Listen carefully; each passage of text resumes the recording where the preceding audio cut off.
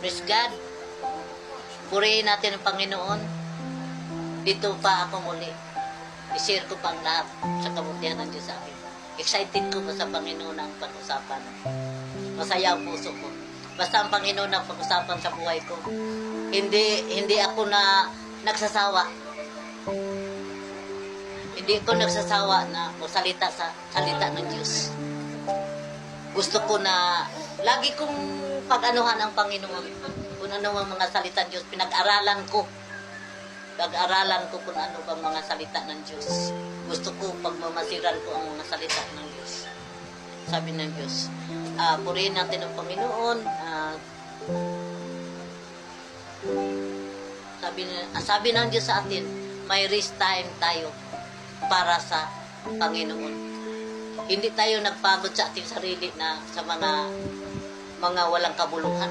Napapagod ka sa nabuhay, napapagod ka kung anumang mga trabaho mo, napapagod ka kung anumang nasa isip mo. Huwag mong pagurin ang isip mo. Pagurin mo ang iyong puso para sa Panginoon. Yung hinanap ng Diyos sa atin. Pagurin daw ang ating puso para sa Panginoon. Mag-istadayan natin ang Panginoon kung ano. Ano ka binuhay ng Diyos sa atin? Ang ating buhay. Ano ka binuhay sa Panginoon? Ilang taon ka ngayon? May edad ka na ba? Wala ka pang Kristo sa buhay? Marami ka pang Kristo sa buhay? Tanggalin mo kapatid yung mga ibang Kristo sa buhay. Only Jesus lang. Only Jesus nagbigay buhay sa iyo. Sino nagbigay ng buhay? Di si Kristo lang. May nagbigay ng buhay ibang Diyos? Ibang Diyos sa buhay mo? Wala eh. Si Kristo lamang. Yun. Pag namatay isang tao, wala. Saan ka mapunta? Mapunta ka sa impyerno. Wala kang Kristo sa buhay. Dapat ingatan mo. Ingatan mo si Kristo sa buhay. Dapat masaya mo. Masaya ka na naglingkod sa Panginoon. Bigyan mong kasayahan ang buhay mo. Si Kristo nagbigay ng kasayahan, hindi kalungkutan. Kung ano mang kalungkutan mo ngayon, na puno ka sa mga pagsubok sa buhay, pasalamatan mo ang Diyos kay kalooban ng Diyos sa buhay natin. Oh, marami kang trial. Thank you, Lord. Pinakadabis. Hindi ka mag-claim sa Panginoon, Lord, bakit? Dami kong problema. Bakit dami kong walang-wala ko sa amin, wala. Daming kulang. Hindi ka marunong manalangin. Pray without ceasing sa lahat ng oras. Sabi ng Diyos sa atin, hindi ka humingi sa Panginoon kung anong gusto mo. Kailangan lapitan mo ang Diyos. Yung magandang relasyon natin sa Panginoon. I-close mo ang Panginoon sa buhay. Ngayon, di mo pa na kilala si Kristo, i-close mo. Mo siya. Manalangin ka. Manalangin isang oras, tingnan mo. Sagutin kasi ang good spirit sa Panginoon. Hindi mo i-claim ang Panginoon. Ang good spirit, i-claim mo sa Kanya. Kaya yun ang nagbigay ng guide sa ating buhay. Ang Espiritu ng Diyos. Huwag mo i-claim ang Panginoon. Huwag mong anuhan ng Panginoon na, Lord, huwag mo siyang sabihan na, Lord, huwag mo siyang i-blame sa sarili mo. Kaya ang Diyos naghintay lang na kung ano ka pagkatao. Hindi tumanggap ang Panginoon kung i-blame mo siya. Tanggapin ang kabutihan sa buhay mo kung anong Diyos. Yung gusto ng Panginoon, i-worship mo siya. Hindi na i-blame mo siya. Hindi. Ayaw ng Diyos. Siya nagbigay ng buhay. Bakit i-blame mo si Kristo sa buhay mo? Ikaw ang mali eh. Hindi. Kailangan ang Espiritu ng Diyos, yung kaugnayan mo, yun ang good natin relasyon sa Panginoon. Yun ang doon ka. I-blame mo sa imong good spirit, kung bad spirit man. I-blame mo siya. Kung anong kalooban ng Panginoon. Good ba ang binigay sa iyo o bad ba? Dalawang mayroon sa salvation. Pre-salvation. No present. Sabi ng Diyos, hindi ka free sa mga kasalanan, sabi ng Diyos sa ating buhay.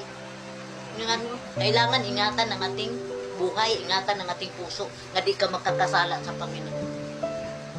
Ingatan natin ang ating puso, ang ating pangisipan. Kaya ang Panginoon, dalawa yun eh. Mind at saka heart. O, yung mind, may nagdala ng ano, may nagdala ng news. Kung saan mo na rinig ang mga news na bad news o good news. O, ngayon, mapasok na sa isip mo. Isip mo, ay, hindi palang maganda. Ang isip mo di maganda. Kaya ang sisidlan mo ang puso mo. Yung hinanap ng Panginoon kung maganda is ipasok mo sa puso mo. Hindi masama. Kailangan ipasok mo ang puso mo na malinis. Hinanap ng Diyos sa atin. Pinakadabis ang ating buhay. Pinakadabis ang iyong puso. Ingatan natin. Kayo ang sisidlan sa lahat. Kung ano man nasa puso't isipan mo ngayon, linisan natin. Kasi yun nagdala ng kadumihan ng ating isip. Dami nang iniisip sa tao. Magpunta ko doon, magpunta ko sa club. Kay dami mga babae doon. Magsawa ako kay marami babae na bayaran. Marami kang pira, di mo binigay sa Panginoon, selfish ka. Wala kang bigay 10% sa Panginoon. Kailangan isang Kristiyano, 10% para sa Panginoon. Malakay 13, basahin mo. Pinakadabis ibigay mo sa Panginoon. Yung kita mo. Huwag na mga ano-ano sa buhay mo. Punta ka sa club, punta ka, mamili ka ng babae sa gusto mo. Hoy! Mapunta ka sa impyerno. Doon ka mag-ano ka, susunugin ka ni Devil ang iyong katawang lupa, susunugin ka doon. Maraming mga guni-guni sa isip ko eh. Hindi ka nanalangin sa Panginoon na, Lord, tulungan mo ako na gamitin mo ako sa iyong pagministeryo sa iyong salita. Ganun na isang tao nga na mayroon kang Diyos. Kung wala kang Diyos, ang imong giniisip, mga bad spirit sa isip mo eh. Marami ko na-encounter na tao. Lagi doon sa club, lagi sa ano-ano man ginagawa niya. Kasi marami daw sa pira eh. Oh, yung pira, madala niya kung namatay siya. Hindi. Dapat tumulong siya sa iglesia ng Diyos. Bigay niya 10%. 10%, kung magkano kita mo, lagay ko 20,000. Magkano sa Panginoon yun? 2,000 yata eh. Ilagay mo sa sobre, tithes mo yun eh. Oh, nalungkot ka pa, 2,000 ilagay sa sobre mo. Hindi kay pasaya yung sarili mo, kahit saan ka nakarating. Magsawa ka sarili mo. Kay marami kang pera. Si Satanas yung nag-ugyok sa isip mo kung magpunta ka doon na lugar. At tukas mga babae na mga bayaran. Magbayad ka ng 5,000 sa isang babae, isang game lang. Masama yun, isang game mo lang ng ano. Punta ka sa club.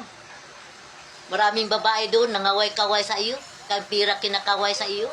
Yun, hindi maganda yun. Kailangan puso't isipan. Yun ang kaugnayan natin. Tanggalin natin ang mga hindi maganda sa ating isip. Ang hindi maganda sa isip, wala na dito sa puso. Kasi, ano-ano lang ginagawa mo sa buhay mo. Kadami ko na-encounter na tao. Wala Kristo sa buhay. Ano-ano lang ginawa. Kahit pa may Kristo sa buhay, kahit pa mga pastor, nakasala pa yun. Mga pastor, marami pang kasalanan to ang nakatira minsan sa club. Doon. Marami kong na alam. Pero huwag mo nang i-continue ang iyong sarili doon ka sa masamang gawa. Sabi ng Diyos sa iyo. Siguro sa isip mo, sabi ninyo, magpakasawa ka.